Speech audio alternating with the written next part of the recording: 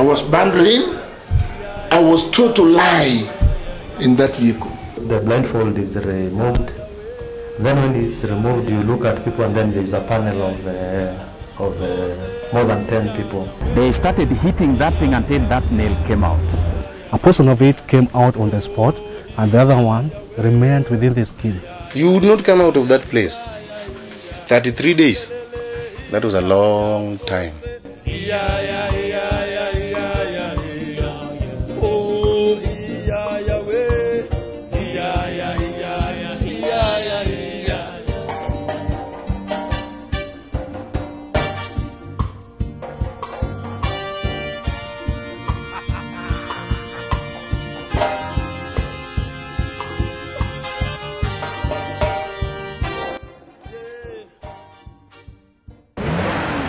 I was lying down, and my eyes were folded. They took me around Nairobi. At last, I was taken to Nyayo House, where I took many days. Reach to a certain place where the Land Rover, I see like something going in the hole, and I feel some you know, where the drainage is passing, you know, they have put some of the iron bars. You hear tundu. They asked him, "Are you Swangondu Karaoke?" He said yes, and they said we are from the special branch. Hakuna mtu alijua nimeshikwa.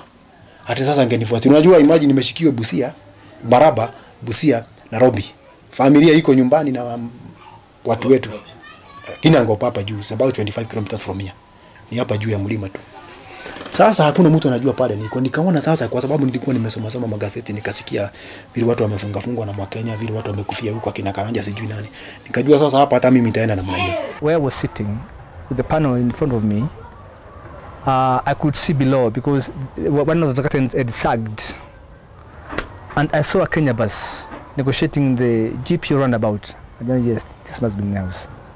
That's when it all came to me, I'm Nyayo House.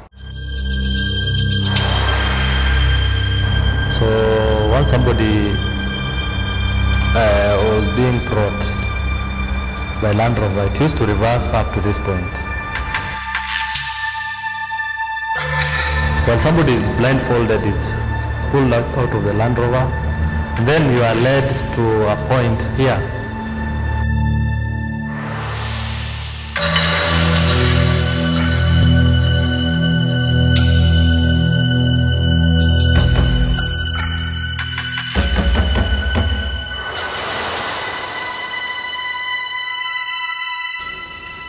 Since every place is dark, you are thrown into the sun. You can't know how many days you have finished from this earth, and what is the date, what is the month, what is the year. You are in total darkness. I was put on a single room, painted black, flooded with cold water, and was stripped naked. There was no food, no anything for 24 hours, for 10 days. I stayed there shivering, the teeth were just cracking, you know, because of the cold. I think they were trying to pump in cold air. Saa ingine unasikia baridi inakuja, baridi kabisa kabisa kabisa kabisa, baridi kabisa. Saa ingine vumbi inakuja mahali wewe iko kwa water, unaangalia mahali water na baridi, vumbi inatoka wapi? Unasikia mbaya kabisa. You are taken from here, you are blindfolded, and then you go, they direct you to the lift. You go by lift, now you're blindfolded. You go up to some floor I think it's the topmost floor. So you're taken and then you're made to sit on a chair. So it is, the blindfold is removed. Then when it's removed, you look at people, and then there's a panel of more than 10 people and a lady. And my chair was just like that one. So I was naked, brought before these people, taken to the seat, then my eyes were loosened. Akili yao ni kufanya pressure up wakati unachoka, sababu utachoka. Wakati unachoka hapo ndipo wanakupata. There was a Kikuyu man who was a chain smoker. Told me, okay, today you are going to meet the bombing of Hiroshima and Nagasaki. Haikuwa msungumuzo, ilikuwa ni vita, na ni vita kali. Sababu unapiga mtu hawezi kureact. They were beating everywhere. Especially these upper parts, so that you are immobilized. You don't have any much strength anymore. And I think I've got a scar here. Yeah, I've got a mark here which was beaten by Serege. Ile kitu ya askari. You see this mark here. Yeah, that was on during the interrogation. Walikuwa na pluck these ears with pliers, eh? Yeah. Unajua pliers? Nails. When I fell down, actually, it really treaded on my left cheek, and even my tooth came out. This one came out.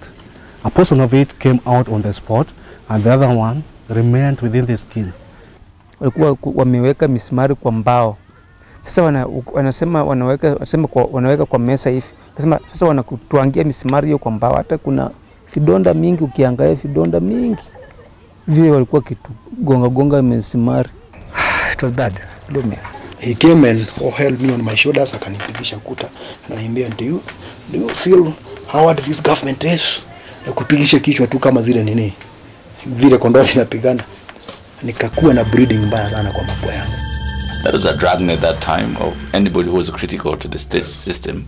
Moi regime, it was torturing people. You raised your voice in lecture halls and so forth. You became a victim.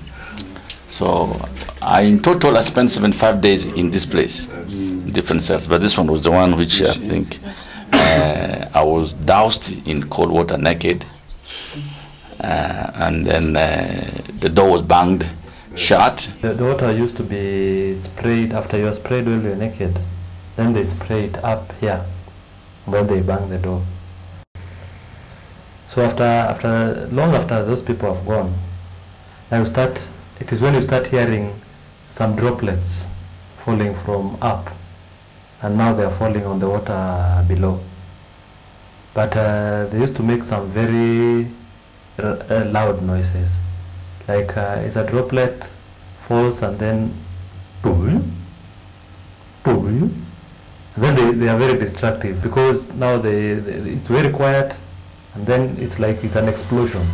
Kuna mawaya zinatoka juu. Sasa wakati wanakuja kuweka kuweka kwa makendo huko, sasa walikuwa wakiweka huko kwa sehemu za siri huko,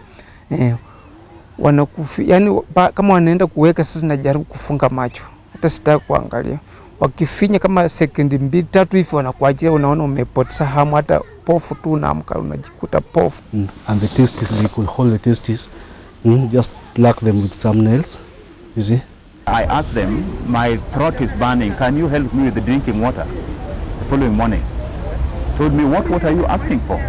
You are having water, you are living in a room which is self-contained and has everything. That is your water. I refused, I did not take it. But then later I felt I wanted to ease myself. I said, can you allow me to go out for a long haul? They told me, you are living in a place which is self-contained. Help yourself there. I did. Now later, I could not even talk and my mouth was burning dry. I knocked again hard. I want some drinking water. Told me there is water there.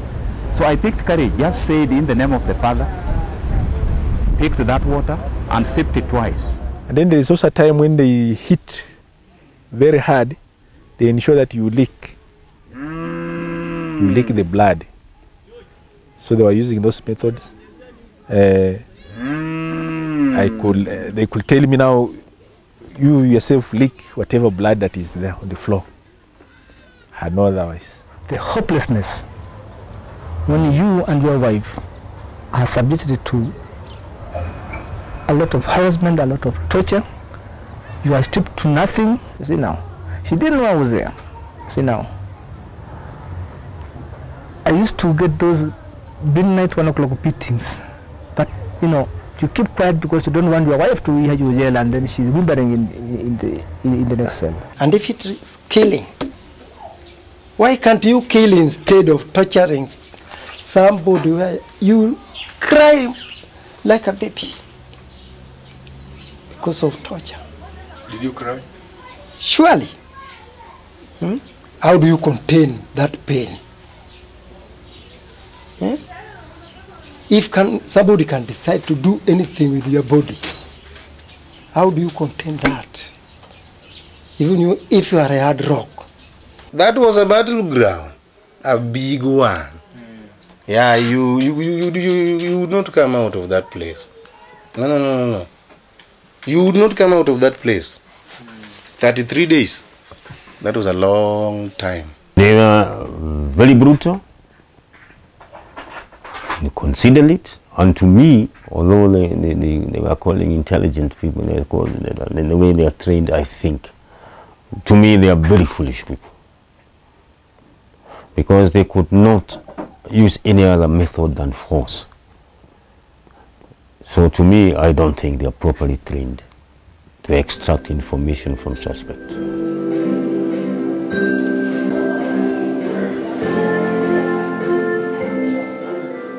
They wanted me to say filthy language. You explain what you do when you want to have a child, what you do with your wife. And you explain from start to the end. They wanted me to say exactly what we did when I got my 9 children.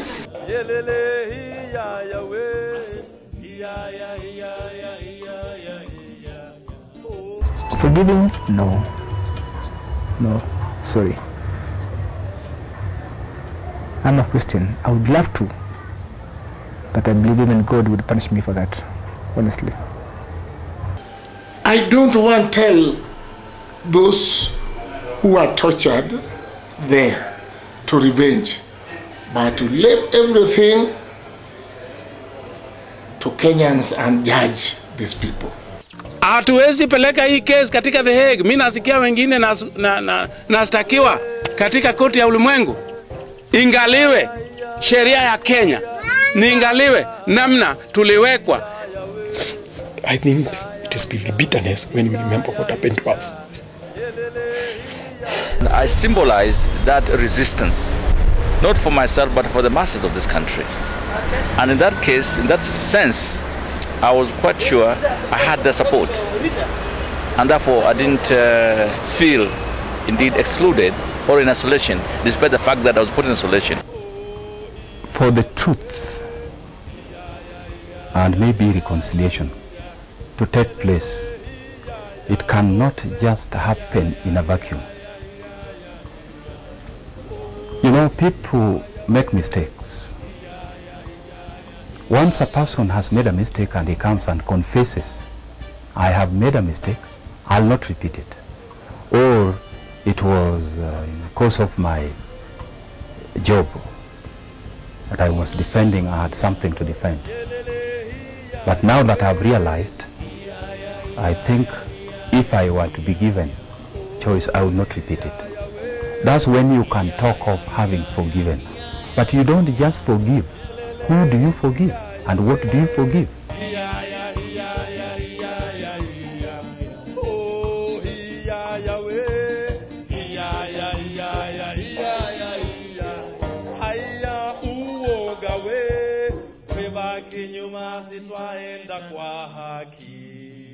Uoga kwenda webaki nyuma sitwaenda na haki.